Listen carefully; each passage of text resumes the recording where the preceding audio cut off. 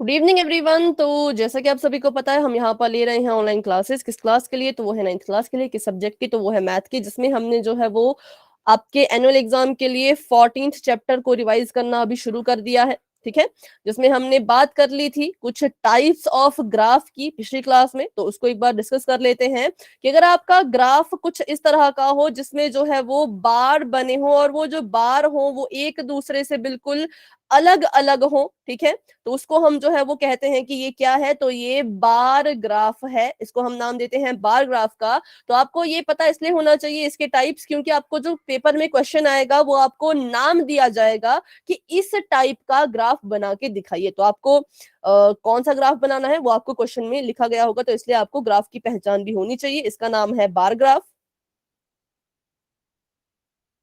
और उसके बाद बात करें नेक्स्ट, तो अगर आपके पास बार ग्राफ ही हो, ठीक है, लेकिन इसमें क्या है, यहां पर हमने देखा कि सभी बार एक दूसरे के अलग थे, एक दूसरे से डिफरेंट डिफरेंट थे, लेकिन अगर यही बार अगर साथ में नजर आ जाए, जैसे कि ये जहां पे आपका फर्स्ट बार खत्म हो रहा है वहीं से आपका सेकंड शुरू हो रहा है, जहां पे सेकंड खत्म हो रहा है वहीं पे आपका थर्ड शुरू हो रहा है, जहां पे थर्ड खत्म वहीं पर आपका फोर्थ शुरू हो रहा है, तो इसको हम कहते हैं कि ये हिस्टोग्राम है। इसको अब हम बार ग्राफ का नाम नहीं देते, हम कहते हैं कि ये क्या है? तो ये एक हिस्टोग्राम है। ठीक है, इसको कहा जाता है हिस्टोग्राम। और उसके बाद बात करें अगली, तो जो आपका लास्ट टाइप होता है ग्राफ का वो होता है जिसको हम कहते हैं फ्रीक्वेंसी पॉलीगन। इसमें क्या होता है? तो इसमें ऐसी लाइंस होंगी, ऐसे ऐसे ऐसे, मतलब इसमें हम डॉट बनाते हैं, ठीक है, बाकी कुछ नहीं करते, बस डॉट बनाएंगे। डॉट डॉट को जोड़ के जो भी हमारी लाइन बनेगी उसको हम कहेंगे कि ये हमारा फ्रीक्वेंसी पॉलीगन है। तो कब आपने किस टाइप का ग्राफ बनाना है वो कहाँ होगा, वो आपको क्वेश्चन में दिया गया होगा। हर एक ग्राफ को बनाने के लिए अलग अलग चीजें फाइंड करनी पड़ती हैं। अगर गिवन होंगी तो ठीक है, पर अगर गिवन नहीं होंगी तो हमें खुद से जो है वो उनको निकालना पड़ता है। तो ये था बार ग्राफ, ये है हिस्टोग्राम, और इसे कहते हैं फ्रीक्वेंसी पॉलीगन। ठीक है, तो पहले अपना हम फटाफट से कर लेते हैं फर्स्ट और सेकंड क्वेश्चन, क्योंकि दोनों क्वेश्चन इजी हैं, ज्यादा इसमें कुछ भी मुझे नहीं लगता आपको डाउट होगा, इसलिए इसका पहले हम इसका रिवीजन करेंगे। सबसे पहले यहाँ पर आपको कुछ इंफॉर्मेशन दी गई है। आपको कहा है कि एक सर्वे किया गया ऑर्गेनाइजेशन के द्वारा जिसमें कॉजेज ऑफ इलनेस देखे गई, ठीक है, कॉजेज ऑफ इलनेस, और जो डेथ देखी गई किसकी? तो वुमेन की डेथ देखी गई कि कितने है, इसमें जो है वो परसेंटेज है जिसमें डेथ हो रही है। एज एज है आपकी 15 to 44। Found the following figure in percentage की रिप्रोडक्टिव हेल्थ कंडीशन के कारण इतनी परसेंट रेट है डेथ का वुमेन में, ठीक है, और न्यूरोसाइकाइट्रिक कंडीशन का ये है, इंजरीज का ये है, कार्डियोवास्कुलर कंडीशन ये है, रेस्पिरेटरी इतना है, और अदर कॉजेज ये हैं। तो ये कॉजेज आपको दिए गए हैं किसके? डेथ के।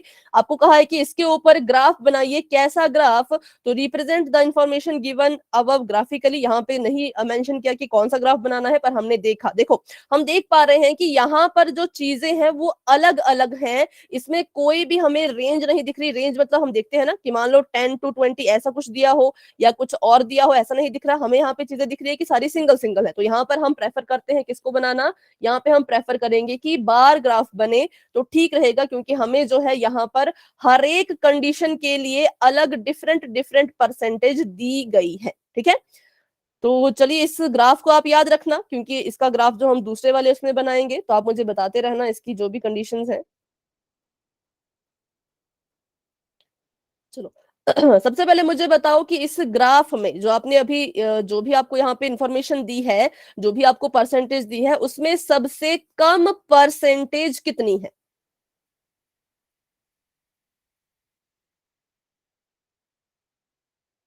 सबसे कम परसेंटेज, उसका नंबर मुझे बताएं। 4.1 कितनी बेटा? Respiratory condition. कितनी है नंबर उसका? 4.1 4.1, ठीक है। और सबसे हाईएस्ट? Reproductive health condition 1.8। 31.8। तो इसका मतलब मेरा जो ग्राफ बनेगा वो 4.1 से शुरू होगा और 31.8 तक जाना चाहिए। तो इस हिसाब से हम डिसाइड करेंगे कि ग्राफ कैसा हो, उसमें हम जो है वो कितने कितने का गैप लें। तो ग्राफ भी हमने पिछले क्लास में थोड़ा बहुत सीख लिया था। तो चलिए पहले तो ग्राफ बनाते हैं अच्छे से। तो एक लाइन जो है वो ऐसे जाती है यहाँ से यहाँ तक, ठीक है बच्चों, ठीक है पहले ऊपर का देख लेते हैं कितना यहाँ पर हमें चाहिए मेजर, है ना। यहां से मैंने शुरू किया, यहां तक ये जाएगा, इतने में पता नहीं होगा या नहीं, पर देख लेते हैं। तो हमने देखा कि ये 4 से शुरू हो रहा है, 31 तक जा रहा है। तो आपकी मर्जी है, आप अगर 2 2 का डिफरेंस लेना चाहो तो उतना ले सकते हो, आप अगर 4 4 का डिफरेंस लेना चाहो उतना भी ले सकते हो, अगर आप 5 5 का डिफरेंस लेना चाहो तो उतना भी आप ले सकते हो। ठीक है, आपकी मर्जी है कि आपने ये जो हमने पिछली क्लास में पढ़ा था कि इस वाली डार्क लाइन और इस डार्क लाइन के बीच में टोटल कितनी लाइंस या कितने यूनिट्स होते हैं। 10। 10। ठीक है, तो इनके बीच में कितने यूनिट है, इन दोनों के बीच में जो है वो 10 यूनिट है, मतलब कि 10 लाइंस है। अगर मैं इसको तो हम चलिए 0 मानेंगे, ठीक है, और इसको कितना माने, 4 मान ले क्या। 1 नहीं देखो, 4 अगर भी आप, मान सकते हैं। हाँ 1 क्यों नहीं लेंगे, क्योंकि अगर हम इसको 1 लेते हैं तो फिर हमें कहां तक जाना पड़ेगा, 31, 31। है ना। लेकिन इतना तो हमारे पास ग्राफ नहीं होता, ग्राफ छोटा होता है, तो इसलिए हम क्या करेंगे, अपना जो गैप है वो बढ़ा लेंगे। तो अगर हम यहाँ पर 4 4 का भी गैप लेते हैं तो भी काफी है। तो अगर मैं इसको यहाँ पर 4 मान लूं तो इसको मैं कितना मानूंगी, अगर गैप 4 4 का है तो ये 0 से 4, ये कितना आएगा 4 से, बताइए फटाफट से सोच के अपना आंसर। 4 4 का गैप लेना है। ठीक है, मैं फिर से बताती हूँ, 4 4 का गैप हम, अच्छा पहले मैं फिर से बताती हूँ 4 4 का गैप हम ले क्यों रहे हैं, क्योंकि हमारा जो ग्राफ है वो 4.1 से शुरू हो रहा है। ठीक है, और कहां तक जा रहा है, तो 31 पॉइंट तक जा रहा है। जब ऐसा केस होता है, जब हमारे नंबर्स बड़े होते हैं, तो हम ग्राफ में क्या करते हैं, अपनी मर्जी से उसकी गैपिंग कर लेते हैं। तो 0 से 4 अगर ये है तो यहां से 4 और करो तो ये आ जाएगा 8। ठीक है, और इसके बाद और आगे, ये अगर ये 4 है, ये 8 है, तो आगे कितना आएगा, 4 का टेबल पढ़ो, सिंपल सी बात है, 16 12 12। ठीक है, और 16 16, 20 20। ठीक है, अपने 24 अकॉर्डिंग कर सकते हो इसको, 24, 4 28 28। 32 ठीक है, 32। तो मेरा ग्राफ यहाँ से यहाँ तक बन गया। अगर मैं यहाँ पे 1 से लेकर लेना शुरू करती तो बहुत लंबा चला जाता, इसलिए यहाँ पे हम क्या करते हैं, ग्राफ में हम शॉर्टकट करते हैं कि गैप अपनी मर्जी के लेते हैं। अब वो आप पे डिपेंड करता है, आप यहाँ पे 2 2 का गैप लो, आप यहाँ पे 3 3 का गैप लो, 5 5 का गैप लो, 10 10 का गैप ले लो, लेकिन जितना भी गैप लेना है वो आप पे डिपेंड करता है। ठीक है, तो अभी के लिए यहाँ पे इस लाइन को ड्रॉ कर लेते हैं, 0 वाली लाइन ऐसे बिल्कुल सीधी यहाँ से जाएगी। अब हमने देखना है कि हमारा जो फर्स्ट दिया था, जैसे कि आपने कहा रिप्रोडक्टिव हेल्थ के बारे में दिया था, वो कितना है, वो 31.8 है। लेकिन 31.8 तो हमने लिया नहीं, यहाँ पे 28 है, यहाँ पे डायरेक्ट 32 है। तो फिर हमें यहाँ पे एक और चीज है जो चेक करनी पड़ती है कि हमारा जो 1 यूनिट है वो कितने के बराबर है। ठीक है, हमने क्या चेक करना है कि पहले तो हमने ग्राफ बना लिया, अपनी मर्जी से हमने इसको गैपिंग दे दी। अब हम चेक करेंगे कि अगर ये यहां से लेकर यहां तक अगर 10 लाइंस थी, ठीक है, और हमने 10 लाइंस को अगर 4 के इक्वल माना, अगर हम क्या करें, अगर हम 10 यूनिट्स को कितने के इक्वल मान रहे हैं, 4 के इक्वल मान रहे हैं, तो 1 यूनिट कितने के इक्वल होगी, सोचिए और अपना आंसर दीजिए।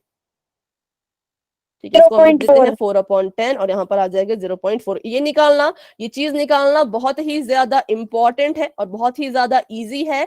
जब भी आप अपना ग्राफ बनाओ, ठीक है, क्या करो, ग्राफ बना लो, गैपिंग कर लो, और इस चीज को आपने यहाँ टॉप में लिखना है, जहां पर आपके ये बार नहीं जा रहे हो, सबसे टॉप में आपने इसको लिखना है, ग्राफ के अंदर ही पर लिखना है कि 10 यूनिट्स को हमने 4 के इक्वल माना, तो 1 यूनिट कितने के इक्वल हो जाएगा, जो भी आप इसको मानते हो। जैसे मैंने इसको 4 माना तो मैं कर दूंगी 4/10। अगर मैं इसको 5 मानती तो मैं कर देती यहाँ पे 5/10। अगर मैं इसको 10 मानती, 10 का गैप लेती, तो मैं कर देती इसको 10/10। ठीक है, तो अपनी मर्जी है, जितने मर्जी का गैप लो, लेकिन आपको यहाँ से ये फाइंड करना जरूरी है कि अगर 10 यूनिट आपके जितने के भी बराबर आपने ली है, उससे फाइंड करो कि 1 यूनिट कितने के इक्वल होगी। अगर आपको ये चीज समझ आ रही है तो वाई टाइप करेंगे, डाउट है तो पूछ लो, क्योंकि इसी पर आपका पूरा का पूरा ग्राफ बनता है। अगर आपको ये चीज नहीं समझ आएगी तो ग्राफ ही नहीं बन पाएगा। ठीक है, सिंपल सी बात है कि ग्राफ ही नहीं बनेगा जब तक आप ये कंसेप्ट नहीं समझ पाओगे। तो 10 यूनिट को मैंने यहाँ पे माना था 4 के बराबर, तो यहाँ से 1 यूनिट आ जाएगा 4/10। इट मींस ये आ गया 0.4। ठीक है, चलो तो वापस चलते हैं। तो हमने अभी रिप्रोडक्टिव वाला जो भी वो कॉज था उसका ग्राफ बनाना है। उसका जो ग्राफ है, उसका जो नंबर है वो कितना है, वो है 31.8। 8 है, ठीक है। Yes ma'am. तो अब Yes, देखिए, ma'am. ध्यान से इसको देखिएगा। मुझे इतना तो समझ आ चुका है कि ओके बेटा, मुझे इतना तो समझ आ चुका है कि मेरा जो ग्राफ बनेगा वो 28 और 32 के बीच में ही बनेगा, है ना, क्योंकि हमें पता है कि 31.8 अगर है तो वो 28 और 32 के कहीं बीच में ही आएगा। तो अब मुझे पता है कि इनके बीच में टोटल कितनी लाइंस है, टोटल जो है वो 10 लाइंस है। तो एक ये, दूसरी, तीसरी, चौथी, पांचवी, छठी, सातवीं, आठवीं, और ये 9वीं, और ये 32। चलो, अगर ये 28 है, ठीक है, ये अगर 28 है तो मुझे बताइए ग्रीन कलर की पहली लाइन का मेजर कितना होगा। नजर आ रहा है आपको कि और जूम करूं?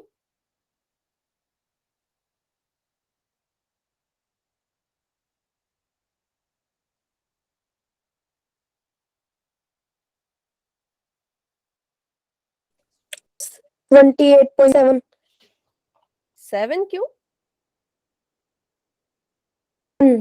देखो, अब यहाँ पे कौन काम आएगा, अब काम आएगा हमारा ये वाला लॉजिक जो हमने लगाया था कि 10u अगर 4 के बराबर है तो 1 यूनिट 0.4 के बराबर होगी, ठीक है। अगर 10 यूनिट 4 के बराबर है तो 1 यूनिट 0.4 के बराबर होगी। तो इट मींस हरी वाली जो पहली डंडी है ये 0.4 है, लेकिन हम यहां तक 28 था, 28 में 0.4 ऐड करो, 28.4, ठीक है। तो हम कहेंगे कि यहां से यहां तक अगर ये 28 है तो ग्रीन वाली पहली लाइन 28.4 होगी, ये है आपका 28.4। अगर पहली लाइन 28.4 है तो दूसरी लाइन के बारे में बताएं, दूसरी लाइन कितने के बराबर होगी? 28.8। 28.8। और तीसरी लाइन, इसमें 0.4 और ऐड कर दो, 28.8 में 0.4 एक और बार ऐड कर दो, 8 4 12, 8 29.2। 29.2, ठीक है। टू अब टू इसमें 8 और ऐड करो तो ये आ जाएगा 29.6। इसमें 8 और ऐड करो तो 29.6 में 30 30। 30, ठीक है, ठीक है। ये आ गया 30, और ये आपके पास आ जाएगा 30.4, और ये 30.8। और ये 31.2।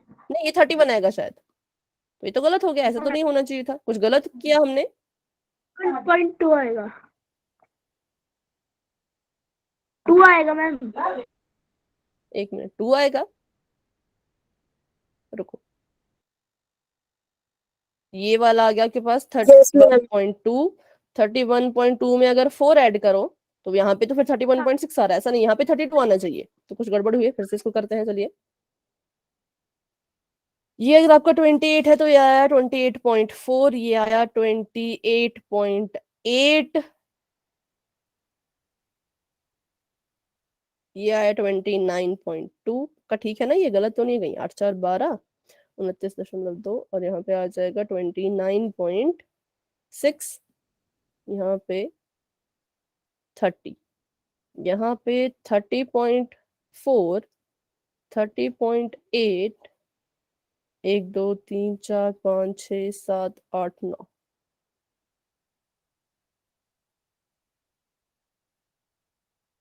31.2, ठीक है।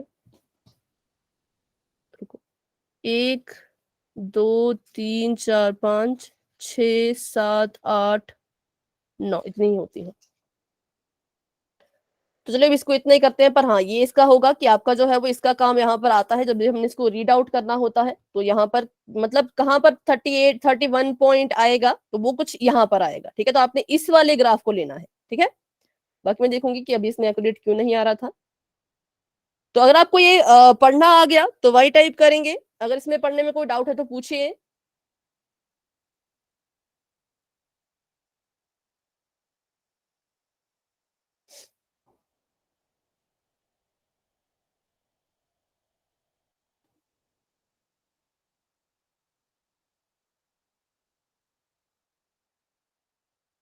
ठीक है, तो अभी के लिए हम इसको मान लेते हैं कि यहाँ पे आपका जो है वो 31 पॉइंट समथिंग आ रहा है, तो इसको हम अपना बार मानते हैं और बनाते हैं इसके लिए ग्राफ।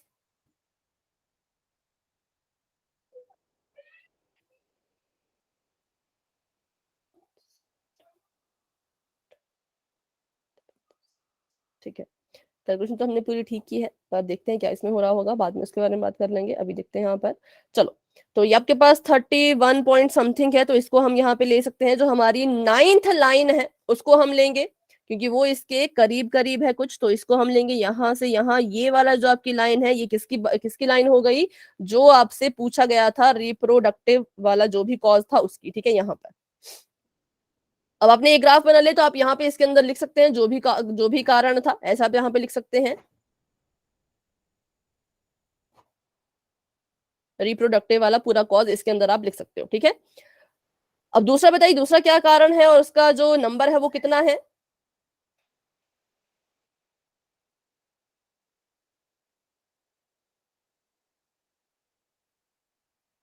दूसरा जो कॉज है उसकी नंबरिंग बताइए बच्चों, क्योंकि मुझे यहाँ पे नहीं नजर आ रहा है। 25.4। कितना बेटा? 25.4। ठीक है, तो 25.4 है, 25 हमारे पास नहीं है, हमारे पास 24 है। तो 25.4 जो है वो 24 के बाद कहीं आएगा, इतना हमें पता है ना, क्योंकि इसके बाद ये आएगा, इसके बीच में ये आएगा। तो अब गिनते हैं यहाँ से, अगर 1 यूनिट जो है वो कितनी है, 1 यूनिट हमारी 0.4 के बराबर है, तो ये आ जाएगा 24.4, ये आ जाएगा 4.8। और ये आ जाएगा 25 पॉइंट समथिंग, ठीक है। तो ये 25.2। 2, और हमारा कितना था? 25.4। मतलब इसके ऊपर हम जा सकते हैं, पर अप्रोक्सीमेट आपने यहाँ पे लेना है, मतलब आपको बिल्कुल एक्यूरेट की भी जरूरत नहीं है, लेकिन अप्रोक्सीमेट ये ही इसी के आसपास आएगा। अगर आप इससे ऊपर वाली लाइन लेना चाहते हो तो आप उसको भी ले सकते हो, पर इसको भी आप ले सकते हो, ठीक है। तो मतलब यहाँ पे गिनी कितनी, तो थर्ड, 24 के बाद जो थर्ड लाइन है वहां पर हमारा ग्राफ जो है वो बनेगा, ठीक है। चलिए इसको भी बनाते हैं, 24 के इधर बिल्कुल सीधा यहाँ से, और क्योंकि यहाँ पर अलग अलग है, तो इनके बार आपस में ऐसे टच नहीं होंगे, ये बार एक दूसरे से अलग ही रहेंगे। तो यहाँ पर बनाते हैं, यहाँ पे 24 सिर्फ थर्ड लाइन, 1 2 3, मतलब कुछ यहाँ जैसे, तो ऐसे आपका बन जाएगा ये। और नेक्स्ट कितना है, क्या कारण है और उसका जो है वो नंबर कितना है? 12.4। 12.4, मतलब ये तो बिल्कुल सिंपल है, ये 12 के पास होगा, 12 से बस एक पॉइंट ऊपर, है ना, क्योंकि 12 के ऊपर वाली चीज क्या है, 12.4 बन जाएगी। तो हम कहेंगे 12 के बाद जो एक फर्स्ट लाइन आ रही है वही आपकी 12.4 होगी, तो उस पे हम जो है वो अपना ग्राफ ऐसे ड्रॉ कर सकते हैं। और उसके बाद 4.3। 12.4 और यहाँ पर 4.3, 4.3 को मान लो फर्स्ट लाइन, क्योंकि 4.4 है वो, 4 और 3 में ज्यादा कुछ फर्क नहीं है, पॉइंट वाला उतना मैटर नहीं करता, लेकिन हाँ जो आपके पास एग्जैक्ट चीज है वो तो वैसी रहनी चाहिए, ठीक है। कितना, 4.3, और उसके बाद यस मैम। 4.1। 4.1, 0.1 तो नहीं होगा, तो 4 के ऊपर लगा लो या फिर फर्स्ट के ऊपर लगा लो, वही इसमें कर सकते हैं,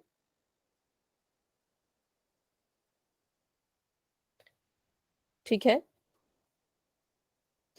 उसके बाद भी कुछ है या अब हो गया ये? 22। पूरा 22 या फिर उसके आगे कुछ है पॉइंट वगैरह? 0.0 है मैम। ठीक है, तो 20 है यहाँ पर, 20 यहाँ पर है इस लाइन पर, तो ये हो जाएगा आपका 20.4, जूम करके देखना पड़ेगा, ऐसे तो नहीं पता लगेगा।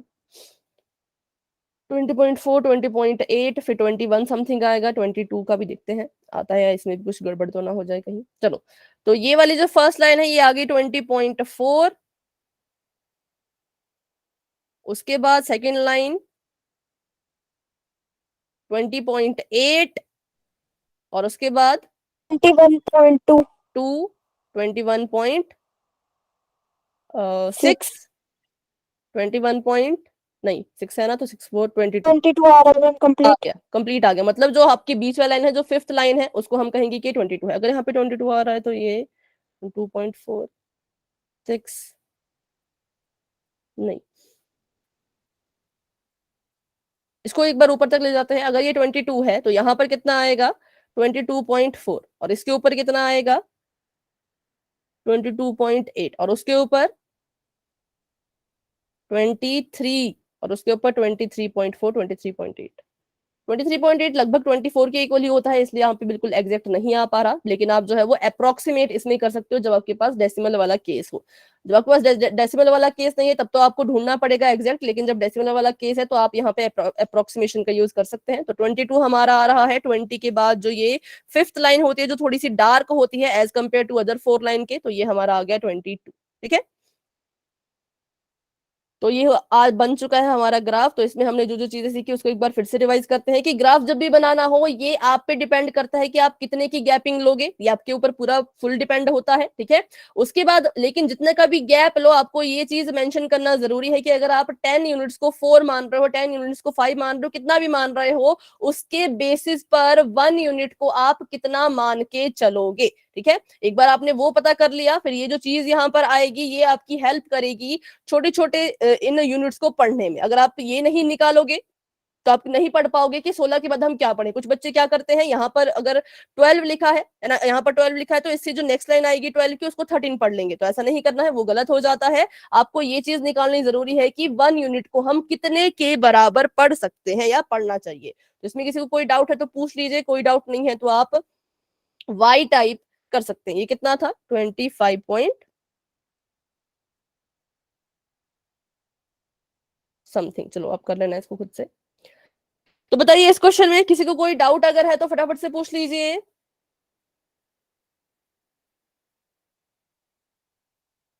नहीं है तो आगे बढ़ते हैं।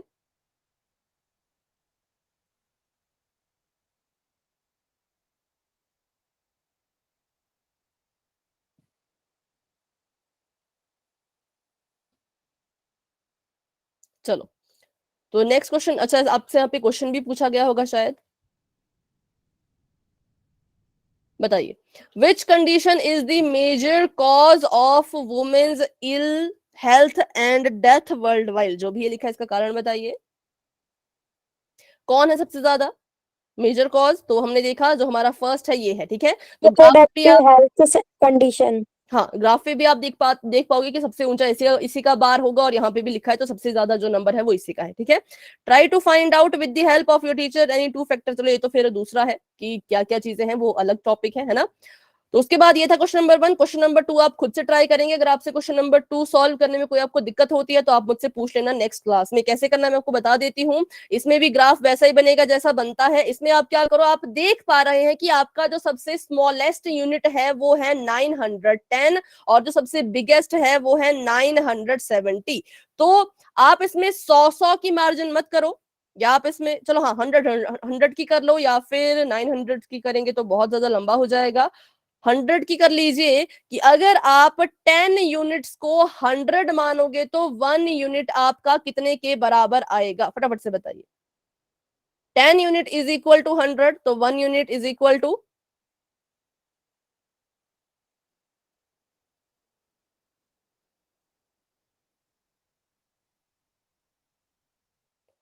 अच्छा आपको ये चीज समझ आई है या नहीं मुझे ये बताओ, क्योंकि मुझे लग रहा है कि आप इसमें थोड़े से कंफ्यूज हैं। अगर कंफ्यूज हैं तो पूछ लीजिए दोबारा से, ग्राफ पे देखते हैं। चलो अगर आपको ऐसे नहीं समझ आ पा रहा तो अभी हमने क्या किया था, अभी हमने जो है वो 10 यूनिट्स को 4 के इक्वल माना था, लेकिन अब हम क्या कर रहे हैं, इन 10 यूनिट्स को हम जो है वो 100 के इक्वल मानने वाले हैं। ठीक है, यहाँ पे एक लाइन बना दीजिए ग्राफ की, और यहाँ पे जो ये जो यूनिट है ये नीचे वाला तो ये 0 ही होता है। इसको 0 से लेकर के यहाँ तक 10 लाइंस हैं, इन 10 लाइन को मैंने जो है वो 100 के बराबर माना, जबकि ये 10 के बराबर माना जाना चाहिए था, लेकिन ये मैंने माना 100 के बराबर। और ये अगर 100 है तो ये हो जाएगा 200, ये हो जाएगा 300, ये हो जाएगा 400, ये 500, ये 600, और ऊपर वाला 700। ठीक है, ये हो गया 700, ये हो गया 800, और ये हो गया आपका 900। मैं फिर से कह रही हूँ कि यहाँ पर आपने कितने कितने की गैपिंग लेनी है ये पूरा आप पे डिपेंड करता है, जितने मर्जी की गैपिंग लो, पर आपको 10 यूनिट में से 1 यूनिट निकालना आना चाहिए। तो मैंने कहा अगर 10 यूनिट 100 के बराबर मैं ले रही हूं तो उसमें से 1 यूनिट कितने के बराबर होगा। जब भी आपको ज्यादा का दिया जाता है और एक का पूछा जाता है तो हम क्या करते हैं, तो हम डिवाइड करते हैं। ठीक है, अगर आपको एक की इंफॉर्मेशन दी जाए, ज्यादा की पूछी जाए तो ऑब्वियस बात हम करते हैं मल्टीप्लाई, लेकिन यहाँ पे आपको ज्यादा का दिया गया था, एक का पूछा गया था, तो आप डिवाइड करेंगे किसको किससे। बिल्कुल सिंपल है, जो भी नंबर आपका यहाँ पर आप लिखते हो, जैसे कि पहले हमने यहाँ पे 4 लिखा था, अब हमने यहाँ पे 100 लिखा है, तो 100 को 10 से डिवाइड कर लो, कितना आ जाएगा, तो 10 आ जाएगा। इट मींस कि 100 से लेकर के 200 के बीच में ये जो 10 लाइनें हैं या 9 लाइनें हैं उनको आप 10 के इक्वल मानेंगे। ठीक है, तो अगर मैं आपसे एक सवाल पूछूं कि अगर ये, तो जूम होने में थोड़ा टाइम लेता है ये, ठीक है, अगर ये 500 है तो मुझे बताइए 1 2 3 4 5 6 7, इसकी जो 7th लाइन है उसका क्या मेजर होगा या उसकी वैल्यू कितनी होगी। सोचो और बताओ। अगर ये 500 है तो इसकी 7th लाइन कितने के बराबर होगी। अगर आप एक लाइन को 10 मान रहे हो तो 7th लाइन पर जब पहुंचोगे 570। 70, ठीक है, 570 बिल्कुल ठीक। तो ये कितने की होगी, ये होगी 570 की, क्योंकि ये अगर 500 है तो 510, 520, 530, 540, 550, 560, 570। ठीक है, तो वैसे आपने क्या करना है, अगर आप 100 का यहाँ पर गैप ले रहे हैं तो आपका जो ग्राफ बनेगा वो 900 के ऊपर ही बनेगा। क्यों, क्योंकि जितनी भी वैल्यूज हैं वो 900 के ऊपर है। तो इसको अगर आप यहाँ पे 1000 मान लेंगे तो पहली बताइए पहली वैल्यू क्या है, आई थिंक 910 है क्या। अगर तो 910 है तो वो आपका 940। 40 है, तो फोर्थ लाइन पे 1 2 3 4 काउंट करो, फोर्थ लाइन कहाँ है, तो आपका जो बार बनेगा वो 40 पे बनेगा पहले, फिर अगर 20 पे है तो वो 20 पे, मतलब यहां से लेकर के यहां तक इतने में ही आपका ग्राफ बनेगा। ठीक है, तो आपकी बार जो है वो सीधा 900 तक टच होगी, उससे ऊपर ही जाएगी। इनफैक्ट जैसे कि अगर मैं मानूं कि 910 है तो ये आपकी बार बनेगी किसकी, 910 की। और अगर आप कह रहे हैं 940 है तो 940 की बनेगी इससे 4 लाइन ऊपर। अगर ये आपका 90 है तो 1 2 3 4, मतलब कुछ यहाँ जैसे। ठीक है, यहाँ पर आपका आ जाएगा 940। तो ऐसे आपने पूरे क्वेश्चन को खुद से ट्राई करना है। अगर आपको कोई भी डाउट इसमें रहता है तो मुझसे पूछ लेना। ये क्वेश्चन नंबर 2 है, इसको हम यहाँ पे नहीं करेंगे क्योंकि इजी है। गैपिंग मैंने आपको बता दी कैसे आप ले सकते हो, बाकी इसके अलावा भी कोई डाउट रहेगा तो आप मुझसे पूछ लीजिएगा। तो अभी बढ़ते हैं आगे और इस पर बेस्ड जो क्वेश्चन है उनको देख लेते हैं एक बार। अच्छा, आगे है क्वेश्चन इसके। Represent the information bye a bar graph. आपको यहाँ पे कहा था कि इसके ऊपर एक बार ग्राफ बनाइए, आपने बना लिया। In the classroom discuss what conclusion can be arrived at from the graph, की क्या क्या कंक्लूजन आप निकाल सकते हैं। ये आपको क्लासरूम में डिस्कस करना है तो ये पेपर में नहीं आएगा। बात करते हैं नेक्स्ट की, तो बताइए क्वेश्चन नंबर 1 की तरह ही ये है, तो इस पे आपको बोला है कि ग्राफ बनाओ, लेकिन आप मुझे बताइए इस पर जो है वो कौन सा ग्राफ बन सकता है। इस वाली, अगर आपके पास कभी ऐसी कंडीशन है तो कौन सा ग्राफ बनेगा। हिस्टोग्राफ। नहीं, हिस्टोग्राम नहीं बन सकता। देखो हिस्टोग्राम कब बनेगा उसके लिए कंडीशन अलग है। बार ग्राफ बनेगा। बार ग्राफ क्यों, क्योंकि ये सभी सिंगल है। देखो ये भी सिंगल है, ये भी सिंगल है, ये भी सिंगल है, ये भी सिंगल है, ये भी सिंगल, ये भी सिंगल, तो सिंगल सिंगल नंबर का एक बार बन जाता है तो हम कहेंगे कि इसके ऊपर बार ग्राफ बन सकता है। ठीक है, तो जब भी आपको सिंगल वो मिलेगी, एंट्री दिखेगी, आपने वहां पे बार ग्राफ बना लेना है। वैसे तो क्वेश्चन में दिया था कि ड्रॉ अ बार ग्राफ, लेकिन आप देख के भी इसका पता लगा सकते हैं। ठीक है, तो अभी कर लेते हैं क्वेश्चन नंबर 4 जो कि बहुत ही ज्यादा इंपॉर्टेंट है। ध्यान से इसको सीखिएगा, इसमें आपको जो है वो बहुत सी चीजें खुद से करनी है।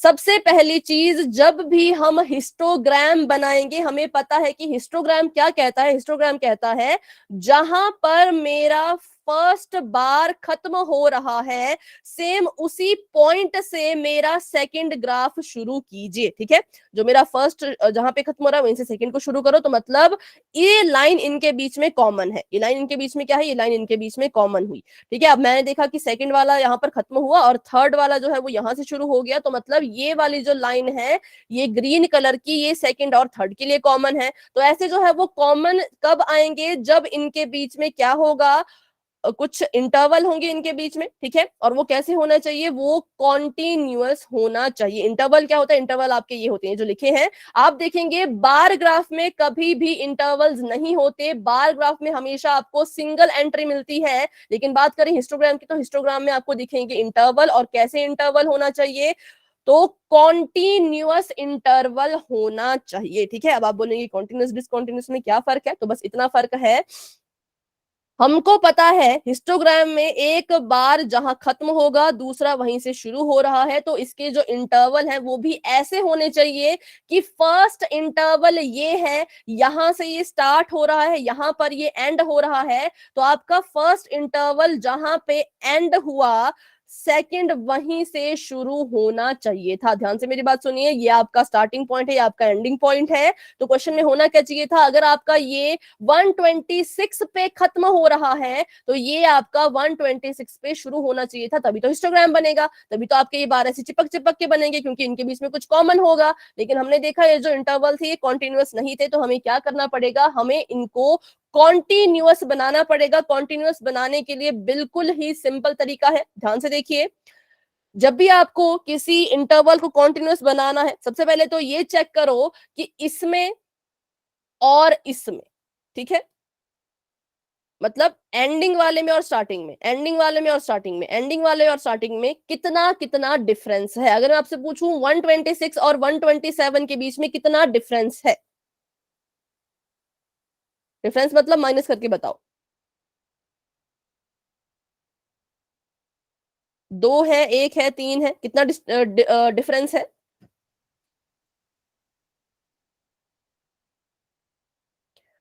सोचिए और बताइए बच्चों, इंपॉर्टेंट क्वेश्चन है, आपको इसके बारे में ध्यान से जो है वो करना पड़ेगा, तभी क्वेश्चन हो पाएगा, ठीक है। आप कुछ कह रहे थे फ्रेंड से। 8 किसके बीच में आपने देखा,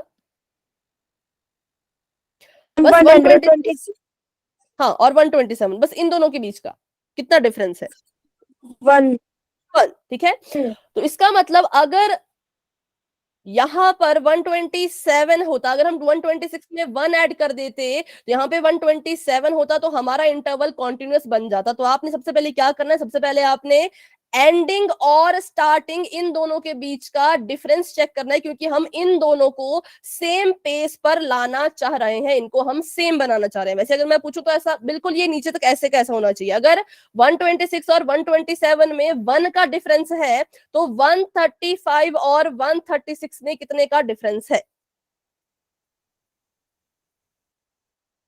1 1 का।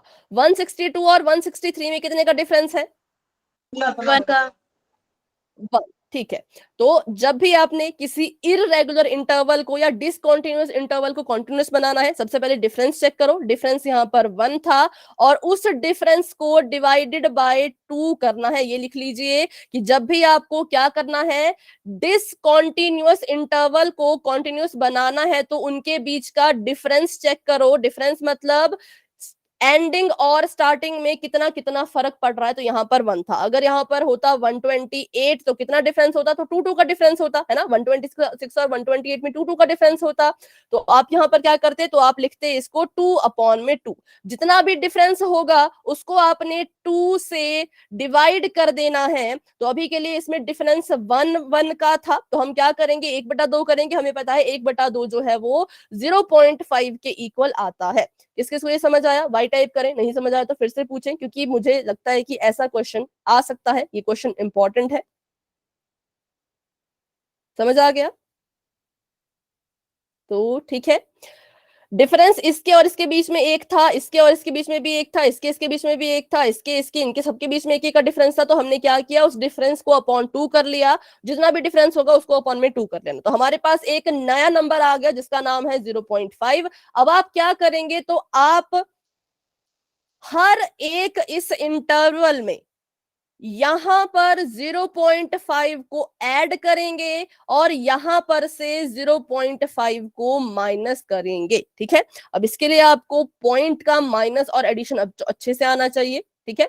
तो अगर हम यहां से, और ये हर एक के साथ हो गई, ऐसा नहीं कि फर्स्ट के साथ, इसको नीचे भी करो, इसको नीचे तक कंटिन्यू करो, यहां पर भी आपको 0.5 से ऐड करना पड़ेगा और यहाँ पे 0.5 से माइनस करना पड़ेगा, यहाँ पे 0.5 से ऐड यहाँ पे 0.5 से माइनस, ऐसे करते करते हमारे पास एक नया इंटरवल बन जाएगा। अब आप इस क्वेश्चन के इस इंटरवल की मदद नहीं लेंगे अपने ग्राफ को बनाने के लिए, अब जो नया इंटरवल है उसको आप यूज करेंगे, क्योंकि वो हमारे पास कॉन्टिन्यूअस इंटरवल होगा और कॉन्टिन्यूअस इंटरवल से ही हिस्टोग्राम बनता है। तो चलिए यहां पर बनाते हैं फटाफट से इसका नया इंटरवल।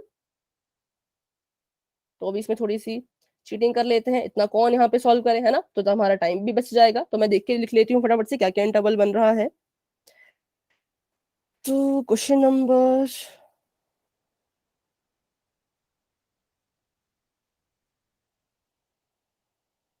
14.3 का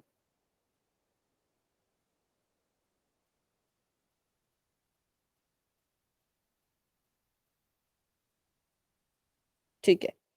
जब हम 118 से क्या करेंगे, 0.5 माइनस करेंगे तो 11.7 आएगा, नहीं 117.5 आएगा। देख लो, अगर किसी को इसकी सब्ट्रैक्शन नहीं याद है तो देख लीजिए कैसे किया जाता है।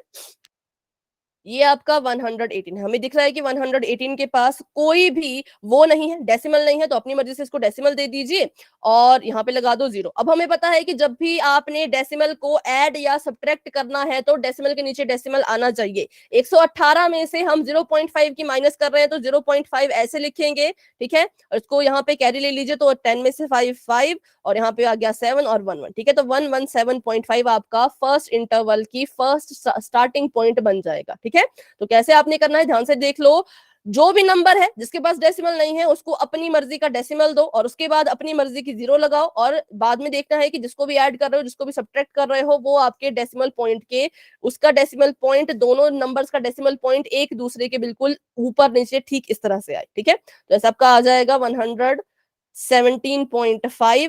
और अगर ऐड करना है तो ऐड तो बहुत ही इजी है, ये आ गया 117.5 और यहाँ पे 126 में 0.5 ऐड करो। 126 के पास पॉइंट नहीं था, मैंने इसको अपनी मर्जी से दे दिया और इसमें ऐड करना था 0.5, तो ये आ जाएगा 5 और ये 126, तो ये आ गया आपके पास 126.5। वैसे ही अगर हमने 0.5 माइनस करना है 127 से, तो बताइए कितना आएगा, 120, 126.5। ठीक है, आ जाएगा 126.5। और आप देख पा रहे होंगे कि अब जो इसकी एंडिंग है वो इस इंटरवल की स्टार्टिंग बन चुकी है, लेकिन इसके लिए हमें कुछ करना पड़ा। क्यों करना पड़ा? क्योंकि कॉन्टिन्यूअस इंटरवल होते हैं तभी हिस्टोग्राम बनते हैं, अदरवाइज हिस्टोग्राम नहीं बन सकता, ठीक है। तो ये हमने कर दिया यहाँ पर, और ये आ जाएगा 130.5, हाँ 135.5, और यहाँ पर भी आ जाएगा 135.5, यहाँ पर आ जाएगा 140.5, 4.5। यहाँ भी आ जाएगा 144.5, क्योंकि इसे माइनस कर रहे हैं और इसमें प्लस कर रहे हैं, तो ये आ जाएगा 153.5, ये भी आ जाएगा 153.5, और यहाँ पर 162.5। ठीक है, और ये भी 162.5 और ये 171.5, और यहाँ पे भी 171.5 माइनस 180.5। तो ये हमने किया क्योंकि हमें चाहिए था कॉन्टिन्यूस इंटरवल। जिस कोई समझ आ गया वाई टाइप करें, डाउट है तो पूछ लीजिए। 5 9 12 4 2, ठीक है। अब इस इंटरवल को याद रखना, मुझे बताना ग्राफ के उसमें, ठीक है। तो ये आपकी नंबर ऑफ लीव्स है, ये आपकी लेंथ है। एक चीज जो हमने अभी तक मिस करी ग्राफ बनाने में वो ये करी कि लिखना भी होता है, क्या लिखना होता है अभी सीखते हैं। तो मैंने देखा कि मेरा जो ग्राफ बनेगा वो लेंथ ऑफ लीव्स और उसके बाद जो है वो नंबर ऑफ लीव्स और उनकी लेंथ के बारे में बन रहा है। तो हम क्या करते हैं, हम ये भी शो करेंगे कि कौन सी चीज कहाँ पे रिप्रेजेंट की जा रही है। बार ग्राफ में इतना जरूर नहीं था क्योंकि बार ग्राफ में दोनों तरफ नंबर्स नहीं आते थे, लेकिन हिस्टोग्राम में दोनों तरफ नंबर्स आएंगे, तो हमें इसको मेंशन करना जरूरी होगा कि हम कौन सी चीज कहाँ को ले रहे हैं, ठीक है। तो मैंने कहा कि ऊपर की तरफ को वर्टिकली मैं लेना चाहती हूँ नंबर ऑफ लीव्स, तो आप यहाँ पे इसको ऐसे लिखेंगे इंग्लिश में, नंबर ऑफ लीव्स, ठीक है। और यहाँ पर आप लिखेंगे उनकी लेंथ, ठीक है, जो उनकी लेंथ है।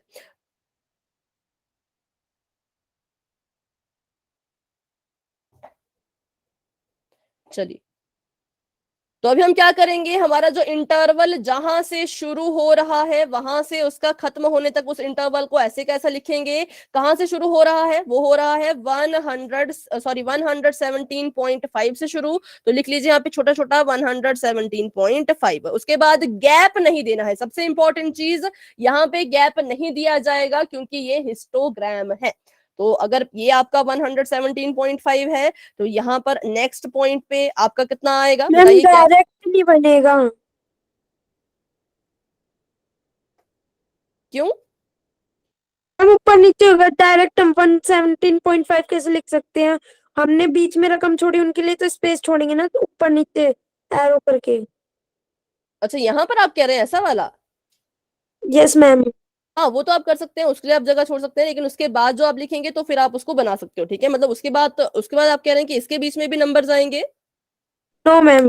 हाँ, मतलब यहाँ पर ना, अच्छा ठीक है, तो हाँ यहाँ पे आपने ठीक कहा कि इसके लिए जो है वो हम यहाँ पे एक जगह छोड़ेंगे, तो वो अपनी आपने अगर इतनी छोड़नी इतनी छोड़ लो, एक बार छोड़ना तो एक बार छोड़ लो, तो आप बता दो कैसे आप छोड़ते हो, एक बार छोड़ते हो या फिर बस इतना ही छोड़ते हो। मैम इतना ही छोड़ते हैं। तो यहाँ पर ठीक है, तो ऐसे वेव जैसी बना लेना, इसका मतलब है कि जो नंबर छोड़े वो यहाँ पर आ गए। उसके बाद जो आप लिखेंगे वो कैसा होना चाहिए, बिल्कुल कॉन्टिन्यूस, जैसे आपका इंटरवल है, तो 117.5 है, फिर यहाँ पर आ जाएगा 126.5, और उसके बाद वन लिखने में थर्टी फाइव थोड़ी दिक्कत होगी लिखने में, पर आप इसको लिख लेना, ठीक है, पेपर में एग्जाम में लिखना है, एग्जाम में मत छोड़ना, क्योंकि बहुत जरूरी है, एक एक चीज, ग्राफ का वही है कि एक एक चीज देखी जाएगी कि आपने क्या किया, कैसे किया, सब कुछ, ठीक है। और यहाँ पर कितना था 135 के बाद, 144.5। और यहाँ पर 1, 153.5।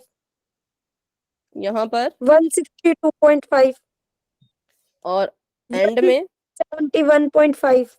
171, ठीक है, और यहाँ पर पॉइंट 180.5। ठीक 80 है, चलो ठीक है, यस ये मैम। हो गया। तो यहाँ पर हमने क्या किया, सबसे पहले तो यहाँ पे जगह छोड़ दी बाकी नंबर्स के लिए, और यहाँ पे इंटरवल लिख दिया जहां से शुरू हो रहा था जहां पे खत्म हो रहा था, और ऊपर वही सेम चीज करनी है। बताइए, नंबर ऑफ लीव्स वाला जो आपका वो फ्रीक्वेंसी टेबल दिया है, सबसे छोटी फ्रीक्वेंसी और सबसे बड़ी फ्रीक्वेंसी मुझे बताओ, सबसे छोटी कहाँ से वो शुरू हो रही है। तो सबसे बड़ी है 12। 12, तो इसमें हम क्या कर सकते हैं, इसमें हम सिंगल सिंगल डिजिट लेकर के इसको बना सकते हैं, यहाँ पर हमें कुछ भी वो करने की जरूरत नहीं पड़ेगी, गैप की जरूरत नहीं पड़ेगी, यहाँ पे आप क्या कर सकते हो, डायरेक्ट ही 1 से लेकर के 12 तक डायरेक्टली लिख सकते हो, ताकि आपको ग्राफ बनाने में कोई भी दिक्कत ना हो। वैसे देखो, गैपिंग जरूरी नहीं होती, लेकिन कभी आपको लगे कि बहुत बड़ा ग्राफ जा रहा है तो गैपिंग जरूरी है। तो अगर ये 0 है, ये आपका है 1 2 3 4 5 6 7 8 9 10 11 12, तो यहाँ पर आपका जो है वो 12 आराम से आ जाएंगे। चाहे तो आप 13 भी बना लो, थोड़ा सा अगर आपने एक्स्ट्रा बनाना ही है तो, ठीक है, ये आपके पास है 1 2 3 4 5 6 7 8 9 10 11 12। बताइए, सबसे पहला जो 117.5 से लेकर के 126.5 का जो इंटरवल था, उसके बीच में कितने हैं नंबर्स। 3। चलो एक मिनट देख लेते हैं, यहाँ पर भी आपको दिख जाएगा। अब हमने क्या करना है, अब हमने जो क्वेश्चन वाला इंटरवल है उसको नहीं लेना है, अब हमने जो कौन सा इंटरवल लेना है, जो हमने खुद से बनाया, जो हमने नया तैयार किया, ये वाला, ठीक है, ये आपका इंटरवल हो गया, और ये आपका ग्राफ बनाने के लिए इंफॉर्मेशन की 3 है, तो इसका मतलब इसका जो ग्राफ बनेगा वो कहां तक जाएगा, वो 3 तक जाएगा। और क्योंकि हमने सिंगली सिंगली लिया है इस बार सभी को, तो हमें बिल्कुल भी कंफ्यूजन नहीं होगी इसको बनाने में, ठीक है। तो यहाँ पर क्या करेंगे हम, 117 से 126 वाला जो आपका पॉइंट है वो कहां तक जाएगा, वो 3 तक जाएगा, ऐसे, ये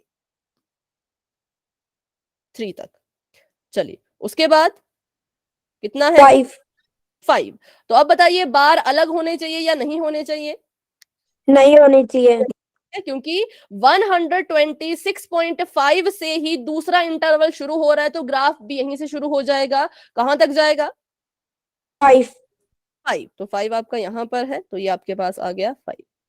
तो थोड़ा सा, चलिए नेक्स्ट, 9। 9, 9 आपका यहां पर है, उसके बाद 12। 12,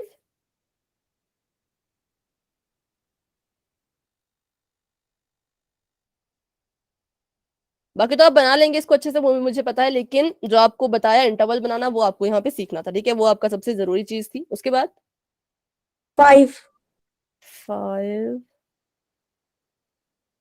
ये है, उसके बाद 4 4 2 2 और लास्ट। नहीं मैम इतना ही होगा ना, वो 180.5 से आगे नहीं बता रखा ना। मुझे लगा वो यहाँ पर भी है ना, वो देखने में थोड़ी गलती हुई। हाँ ठीक है, इतना ही होगा, 180.5 तक ही आएगा। तो बस ये था हमारा ग्राफ। इसमें अगर किसी को कोई भी डाउट है तो पूछ लीजिए। देखो एक बार आपको इंटरवल आ गए, फिर बनाना तो आपको आ जाएगा, बनाने में कोई किसी को कोई दिक्कत नहीं होती, लेकिन बनाने से पहले जो चीजें करनी है वो थोड़ा आपको सोच समझ के करना होगा, ठीक है। हाँ ये इस पॉइंट पे था 180, मुझे लगा इस पॉइंट पे, तो मुझे लगा शायद आगे भी जाएगा, पर हाँ यहीं तक है ये, ठीक है। तो आपको क्वेश्चन नंबर कौन सा था ये? 4 4। चलो अब क्वेश्चन नंबर 5 भी आपको होमवर्क में है, जैसे आपको क्वेश्चन नंबर 3 होमवर्क में था। होमवर्क का मतलब ये है कि उसको खुद से ट्राई जरूर करना। अगर आपसे होगा तो ठीक है, नहीं होगा तो आप जो भी आपको दिक्कत आएगी वो आप मुझसे पूछ लेना। Is there any other suitable graphical representation for the same data? ये कह रहे हैं कि इस डेटा के लिए क्या कोई और सुटेबल रिप्रेजेंटेशन है? तो हम कह सकते हैं कि इसके लिए बार ग्राफ तो नहीं बन सकता। तीन ही चीजें हमने पढ़ी है ना, अभी हमने तीन ही चीजें पढ़ी है। एक हमने पढ़ा बार ग्राफ, हिस्टोग्राम और फ्रीक्वेंसी पॉलीगन। तो बार ग्राफ तो ये नहीं बन सकता, क्योंकि बार ग्राफ फ्रीक्वेंसी के, पॉलीगन। हाँ बार ग्राफ के लिए हमें सिंगल सिंगल चीजें चाहिए, ठीक है। हिस्टोग्राम तो बन गया है, उसके अलावा फ्रीक्वेंसी पॉलीगन ये बन सकता है, ठीक है। तो फ्रीक्वेंसी पॉलीगन कैसे बनेगा वो बाद में देखेंगे, अब इसके बारे में इतना नहीं सोचेंगे क्योंकि पढ़ा नहीं है उसके बारे में अभी। Is it correct to conclude that maximum number of leaves are 153 mm long? भाई ये कह रहे हैं कि क्या ऐसा कहना करेक्ट है कि मैक्सिमम नंबर ऑफ जो लीव्स हैं वो 153 लॉन्ग है? मैक्सिमम 153 नो और वो मैम। 153 लॉन्ग, बताइए। नहीं है, क्यों?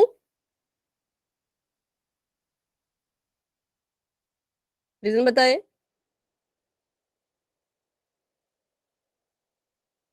क्योंकि मैम हमारे पास तो 12 तक ही है।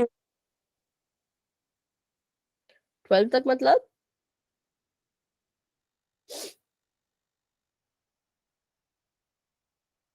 12 लीव्स है, नंबर ऑफ लीव्स, इसलिए। हम्म क्योंकि देखो इन्होंने कहा कि मैक्सिमम नंबर ऑफ जो लीव्स हैं वो ये कह रहे हैं कि 153 मीटर लॉन्ग है, या इससे ज्यादा की है, ये ऐसा कह रहे हैं, ठीक है।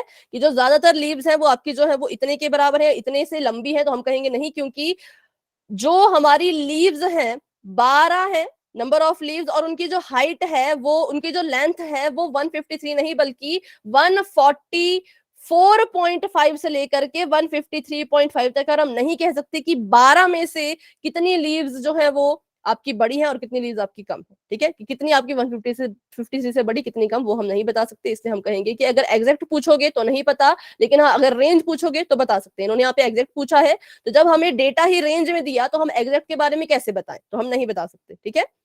तो बस ये था आपका। अब देखो यहाँ पर क्वेश्चन नंबर 5 को ध्यान से देखिए, मुझे बताइए कि इसमें आपको क्या लगता है कौन सा ग्राफ बनेगा? हिस्टोग्राफ। हिस्टोग्राम, ठीक है, लेकिन क्यों, इसका क्या कारण है?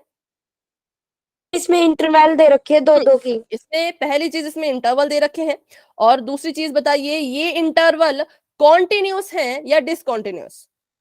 कॉन्टिन्यूस। कॉन्टिन्यूस, क्योंकि फर्स्ट इंटरवल का जो एंडिंग है वही सेकंड के लिए स्टार्टिंग पॉइंट है ना। सेकंड की जो एंडिंग है वही थर्ड के लिए स्टार्टिंग पॉइंट है, सॉरी थर्ड के लिए स्टार्टिंग है, और थर्ड के लिए जो एंड है वही फोर्थ के लिए स्टार्ट है, फोर्थ के लिए जो एंड है वही फिफ्थ के लिए स्टार्ट है, फिफ्थ के लिए एंड, सिक्स के लिए स्टार्ट, सिक्स के लिए एंड, सेवंथ के लिए स्टार्ट। तो इसे कहते हैं कॉन्टिन्यूटी में, कि कॉन्टिन्यूटी में चल रहे हैं ये। तो इसका मतलब है आपको यहाँ पे ऐसे कुछ भी डिफरेंस निकालने की जरूरत नहीं है, कुछ भी करने की जरूरत नहीं है। आप डायरेक्ट क्या करेंगे, आप ये इंटरवल लेंगे और ये नंबर ऑफ लैंप्स की जो भी फ्रीक्वेंसी है उसको लेंगे और अपना ग्राफ जो है वो आसानी से ड्रॉ करेंगे, ठीक है। तो इसमें आपको कुछ भी करने की जरूरत नहीं है, बस इसको उठाओ और हिस्टोग्राम अपना बना देना। तो इसको सॉल्व करना जरूर। क्वेश्चन नंबर 3 भी शायद आपको होमवर्क में दिया गया है, और 5 भी ट्राई करना। कहीं पे भी आपको डाउट होगा तो आप मुझसे पूछ लेना। अब बात करते हैं फ्रीक्वेंसी पॉलीगन की, कि फ्रीक्वेंसी पॉलीगन क्या है, कैसे बनाया जाता है, ठीक है। चलो तो the following table gives the distribution of student of two section according to marks obtain by them. ये आपको जो यहाँ पे डिस्ट्रीब्यूशन दिया है सेक्शन ए और सेक्शन बी के बारे में, ये ऐसा है कि कितने मार्क्स आए बच्चों के, उस पर बेस्ड ये है। Represent the marks of student of both the section on the same graph by two frequency polygon. ये भी मुझे इंपॉर्टेंट लगता है कि ऐसा क्वेश्चन, ये क्वेश्चन सेम नहीं कह सकती पर ऐसा जैसा इस टाइप का भी आ सकता है, ठीक है, जहां पे आपको दो चीजें दी गई होंगी और कहा होगा कि सेम ही फ्रीक्वेंसी सॉरी सेम ही ग्राफ पे इसको ड्रॉ करो। From the two polygon compare the performance of the two section. ठीक है, सबसे पहली चीज फ्रीक्वेंसी पॉलीगन जो आपका बनेगा उसको बनाने के लिए भी आप इंटरवल का यूज नहीं करते, मतलब ये जो आपको यहाँ पे दिया गया इंटरवल आप इसको यूज नहीं करेंगे। देखो बार ग्राफ की एंट्री होती थी सिंगल, हिस्टोग्राम के लिए हमें चाहिए होता था एक ऑर्डर इनका इंटरवल्स का, ऑर्डर तो इसमें भी चाहिए, ठीक है, लेकिन उसमें भी हमें ऑर्डर चाहिए होता था इंटरवल्स का कैसा, कॉन्टिन्यूअस। लेकिन इसमें भी इंटरवल्स की तो जरूरत है, लेकिन जो आपका ग्राफ बनेगा उसमें इंटरवल्स यूज नहीं होंगे। तो क्या यूज होगा, तो इसमें आपके यूज होते हैं क्लास मार्क्स, जो कि हमने पिछली क्लास में पढ़ा भी था कि क्लास मार्क को जो है वो कैसे फाइंड आउट किया जाता है। तो बताइए क्या था उसका फॉर्मूला, मैंने आपको नोट डाउन करने के लिए भी कहा था। Upper limit plus lower limit upon 2। ठीक है, तो पहले यहाँ पे बना लेते हैं। देखो आपका जो टेबल है वो ऐसा ही बनेगा। मैं देख पा रही हूं कि ये जो आपका इंटरवल है इसके बिल्कुल सेम है, तो इसका जो क्लास मार्क निकलेगा वही इसका भी क्लास मार्क होगा, तो हमें बार बार निकालने की जरूरत नहीं है, एक ही बार हम क्लास मार्क निकाल सकते हैं। तो इस टेबल को भी थोड़ा सा करते हैं मॉडिफाई। हमने देखा कि मार्क्स सभी के यहाँ पे कॉमन है, मार्क्स का इंटरवल कॉमन है, तो मार्क्स के लिए हमने एक ही कॉलम बनाया। मार्क्स के बाद हम यहाँ पर लिख लीजिए एम मतलब मार्क्स शॉर्टकट में, ठीक है, और इसके बाद जो आपका ये टेबल बनेगा या जो भी कॉलम बनेगा उसको हम लिख लेंगे क्लास मार्क्स या फिर क्लास मार्क, ठीक है। और उसके बाद दो और कॉलम बनाइए, एक आपका बन जाएगा सेक्शन ए के लिए, एक आपका बन जाएगा सेक्शन बी के लिए, और आपका जो टेबल है वो पूरा कंप्लीट हो चुका है। ध्यान से देख लो क्या क्या आपने यहाँ पे लिखना है। मार्क्स आ गए, जो ये इंटरवल है इनको कहेंगे मार्क्स। उसके बाद क्लास मार्क जो है वो हमने खुद फाइंड करना है, और उसके बाद सेक्शन ए और बी के लिए हमने बस ये दो अलग से कॉलम बनाए और हमारा ये नया टेबल यहाँ पे बन चुका है। तो इसमें जो इंटरवल है वो लिख लेते हैं। पहला आपके पास है 0 to 10, 10 to 20, 20 से 30, 30 से 40 और 40 से 50। क्लास मार्क निकालना, अभी आपने जैसे कहा upper limit plus lower limit upon 2, है ना, प्लस है ना बीच में, ठीक है। Yes ma'am. चलो, तो कैसे निकालना है, सबसे पहले तो आपको पता होना चाहिए अपर लिमिट क्या है, लोअर लिमिट क्या है। तो लोअर लिमिट होती है जो पहले लिखी जाती है, इसको कहते हैं एल मींस लोअर, और अपर होती है जो बाद में लिखी जाती है, इसको कहते हैं यू मतलब अपर लिमिट। आपने क्या करना है, इन दोनों लिमिट्स को आपस में ऐड करना है, और ऐड करने के बाद इसको आपने डिवाइड करना है 2 से। सीएम मतलब क्लास मार्क कैसे निकालते हैं, lower limit L L plus upper limit U L upon में 2। तो इसकी जो लोअर लिमिट है 0 है, इसकी जो अपर लिमिट है 10 है, 10 में 0 को ऐड कीजिए और उसको डिवाइडेड बाय 2 कर दीजिए, तो यहाँ पर आ जाएगा 10/2। पहला आपके पास जो मार्क है क्लास मार्क निकल चुका है, जो कितना है 5। 5, ठीक है। वहीं पे दूसरा देखिए, तो 20 में 10 को ऐड करो और डिवाइड कर दो 2 से, 20 plus 10 is equal to 30, 30/2 which is equal to कितना आ जाएगा 15। 15। ऐसे करते करते बच्चों बताइए आपका क्लास मार्क क्या आ रहा है। 25, 35, 45, 55। सभी बच्चे कैलकुलेट करेंगे, ठीक है। 25 के बाद 25, और यहाँ पर 45। 45, ठीक है। ये क्लास मार्क आ गया। सेक्शन ए के जो मार्क्स थे वो थे 3, 9, 17, 12, 9, और इसके थे 5, 19, 15, 10, 1। तो ये हमारा अब क्वेश्चन था, ये क्वेश्चन वाला टेबल था, ये हमारा सोल्यूशन वाला टेबल है। फ्रीक्वेंसी पॉलीगन निकालने के लिए सबसे इंपॉर्टेंट चीज है कि आपको क्लास मार्क पता करना होगा, क्योंकि अब जो आपका ग्राफ बनेगा वो इस इंटरवल से नहीं बनेगा, बल्कि किस किस के बीच में बनेगा, तो क्लास मार्क्स के बीच, मतलब कि इसके बीच और आपके जो मार्क्स ऑब्टेन हुए सेक्शन ए और सेक्शन बी इनके बीच, ठीक है। क्लास इंटरवल को फ्रीक्वेंसी पॉलीगन में हम इग्नोर करते हैं, उसका काम क्या है, उसका काम सिर्फ क्लास मार्क निकालने के लिए है। इंटरवल्स को हम यहाँ पे इग्नोर कर सकते हैं, ठीक है, मतलब ग्राफ में इसको इग्नोर किया जाता है। तो अभी बढ़ते हैं आगे, इसको लिख लेना टेबल को, क्योंकि फिर आप मुझे बताना क्या क्या इसकी वैल्यू है। सबसे पहले तो वही सेम चीज ग्राफ बनाएंगे। मुझे बताइए कि जो क्लास में मार्क्स है वो स्मॉलेस्ट और हाईएस्ट कितने हैं? Marks section A section B दोनों के देखिए, स्मॉलेस्ट और हाईएस्ट।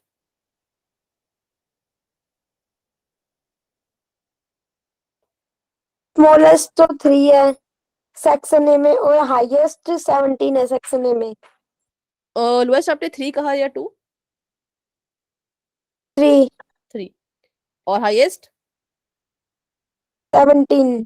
और बी में? बी में लो है 1 और हाईएस्ट 19। मतलब कि लो है हमारा 1 और हाईएस्ट 19, तो मतलब इसी पे ग्राफ बनेगा। जो हम यहाँ पे अभी इंटरवल्स लेंगे वो इसी पर बेस लेंगे, क्योंकि ये भी कैसा है, ये भी हमारे पास हम देख पा रहे हैं कि ग्राफ में आ जाएगा। तो आप कोशिश करना कि सिंगल सिंगल ले लो। अगर आपको लगता है कि ग्राफ बहुत छोटा मिला है तो फिर आप इसको दूसरी तरह से बना सकते हो। या फिर देखो, अगर आपको लग रहा है कि आपकी ग्राफ की जो लेंथ है वो छोटी है, तो आप ऐसे भी अपना ग्राफ बना सकते हो इस तरफ को, ठीक है, ऐसे करके भी। क्वेश्चन आंसर शीट में ना ऐसे करके भी, जहां पे भी आपको लगता है कि आपके जो ये यूनिट्स हैं ज्यादा हैं, लंबे हैं, उस तरफ को बड़ी चीजें ले लिया करो, जहां पे छोटे हैं वहां पे कम। यहाँ पे मैंने लाइन लगा ली, यहाँ पे 19 है तो 19 करते हैं फटाफट से।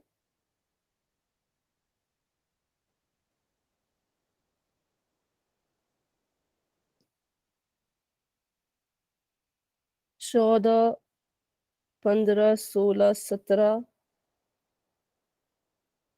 18, 19, चलो 19 पूरे आ गए। और उसके बाद यहाँ पर हम देखेंगे क्या, अपनी क्लास मार्क। तो क्लास मार्क में देखो, अब उसको वैसे तो जो सॉल्यूशन मेरे पास था उसमें डायरेक्ट लिखा था, पर यहाँ पर हम हमारी अपनी मर्जी है, डायरेक्ट लिख भी सकते हैं, नहीं भी लिख सकते हैं। आपको कैसा बताया है, डायरेक्ट लिखने वाला या फिर फ्लो में चलने वाला? कि क्लास मार्क हम यहाँ पे डायरेक्ट लिखें जो जो निकले हैं, या फिर सारे के सारे नंबर लिखें, ये मेरा सवाल है, या सिर्फ वही जो लिखें? जो निकले हैं। जो जो निकले हैं वही, ठीक है। चलो तो 11, 12,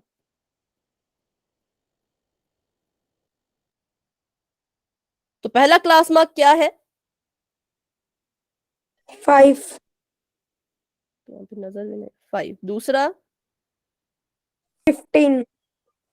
तो ऐसे मतलब इनको आप बिल्कुल साथ में लिखते हो ऐसे करके, जैसे मैंने लिखा है बिल्कुल साथ में?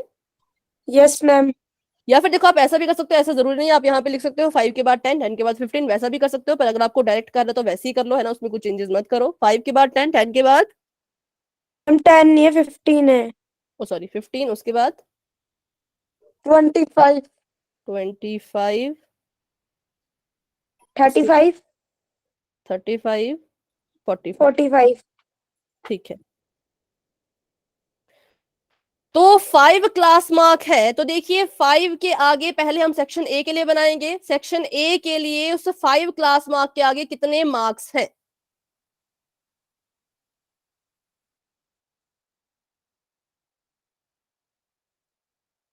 टाइम तो हो चुका है, लेकिन इस क्वेश्चन को सॉल्व करके ही जाते हैं पूरा। 5 के आगे कितने मार्क्स हैं बता दो। ठीक है, मैं यहां से देख लेती हूँ, 1 मिनट। 5 के आगे 3 है, तो इट मींस 3 पे आपने एक 3, जो आपका जहां पे भी 3 आपने लिखा है, ये आपके मार्क्स हैं, ये आपका, ठीक है। और ये है आपके जो भी था उसका नाम, क्लास मार्क, सीएम लिख लेना। तो 5 पे 3 है सेक्शन ए के लिए, तो वहां पे एक डॉट लगा लो। 15 पे सेक्शन ए के लिए है 9। 9, तो 9 पे एक डॉट लगा लो। और उसके बाद है 17, 17। 25 पे 17, तो 17 पे एक डॉट लगा लो। उसके बाद है 12, 12। 12 पे एक डॉट लगा लो। उसके बाद है 9। 9, तो 9 पे एक डॉट लगा लो, ठीक है। और कोशिश करना एग्जाम में कि आप क्या करो, अलग अलग, आपके पास 2 पेन होते हैं ना, तो अलग अलग पेन से आप जो है वो इनको हाईलाइट करो। एक को आप ब्लैक से बना लेना सेक्शन ए को, और एक को आप बना लेना दूसरे से। और ध्यान रखना है कि बिल्कुल उसमें जाओ, फ्लो में जाओ, कि 5 के बाद 15 वाले डॉट को ही टच करना है, अपनी मर्जी से आप नहीं कर सकते। 15 वाले को टच किया, उसके बाद इसको करेंगे 25 वाले को, फिर इसको, और फिर इसको, उसके बाद ही इसको, ठीक है। लाइन जो है वो बिल्कुल स्ट्रेट जानी चाहिए, इसका भी ध्यान रखिएगा। यहाँ पे मुझे थोड़ा सा गलत बन रहा है, पर आप उसको ध्यान से करना। और ऐसे आप इसको सर्कल भी कर सकते हो, ठीक है। सर्कल मतलब अपने पॉइंट को शो करने के लिए कि हमारा जो पॉइंट है वो यहाँ पर है, हमने इसको ऐसे बनाया। सेक्शन ए के लिए ब्लैक कलर से है, और सेक्शन बी की बात करते हैं अभी, तो उसमें कौन कौन से कितने कितने पॉइंट है वो भी देख लेते हैं। 0.5 पर ही सेक्शन बी के लिए जो फ्रीक्वेंसी है वो 5 की ही है, 5 तो यहाँ पर। और 15 पे देखा जाए तो 19, मतलब 19 यहाँ पर 19, और उसके बाद 15 15 यहाँ इस वाली लाइन पे 15 जो है वो इधर है, और उसके बाद है 10, 10 10 मतलब यहाँ, और उसके बाद है 1 1। कुछ गलत हुआ क्या, 1 मिनट, अच्छा ठीक है ठीक है, 1 1 कहाँ है, तो 1 है आपका यहाँ। और जब भी आप ऐसे ऐसे क्वेश्चन करोगे जहां पे सेम ग्राफ पे अलग अलग बोला जाता है, तो ध्यान से पहले एक का आराम से बना लेना, उसके बाद ही दूसरे को बनाना, नहीं तो कंफ्यूज हो जाओगे आप पॉइंट्स में। तो अब इसके पॉइंट्स को जोड़ दो, 1 2 3 4, और ये यहाँ पर 5, ठीक है। तो ये हमारे पास जो है वो दोनों के लिए यहाँ पे ग्राफ बन चुका है, ऐसे आपका ग्राफ बनेगा। इसको बनाने के लिए हमें क्या किसकी जरूरत पड़ी, इसको बनाने के लिए हमें जरूरत पड़ी क्लास मार्क की। क्लास मार्क निकालना आना चाहिए, तो आपका फ्रीक्वेंसी पॉलीगन बन जाएगा।